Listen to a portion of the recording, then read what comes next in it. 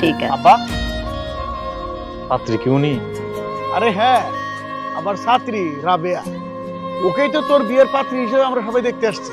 আব্বা উনি যদি পাত্রী হয় তাহলে আর দেখার দরকার নেই, বিয়ের কথাও আগে বাড়ানোর দরকার নেই। আমি ওনার জীবনেও বিয়ে করুন না। বাড়িতে চলো। এই এই এই বাকি চলো মানে কি করতেছিস তুই? কেন বিয়ে করবি না? আব্বা তোমার কি চোখ নাই লোকে?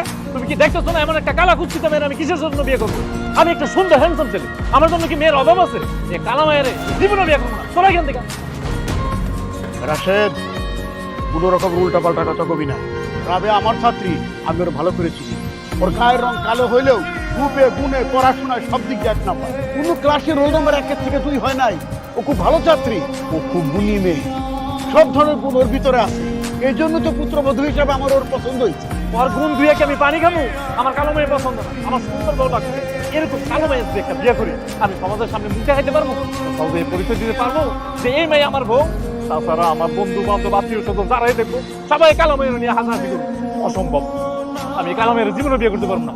তুমি আব্বার একটু বুঝাও। তোর আব্বার আমি কি বুঝাই কম? শোন বাবা, কথায় আছে না, জাতের মাইয়া কালো ভালো, নদীর জল গোলা ভালো। রাবেয়ার আমি অনেক আগে থেকেই চিনি, খুব ভালো মেয়ে, সাংসারিক মেয়ে। তুই রাবেয়ার বিয়ে কর বাবা। রাবেয়া যদি সংসারে বয়ে যায় না, আমাদের সংসারটা অনেক সুন্দর হইব, ভালো হইব বাবা। তুই বিয়ে কর, রাজি বাবা। আমি কোনোদিন এই কালো মেয়ের বিয়ে করবো না। লাগলে মরে যাবো, তাও আর বিয়ে করবো।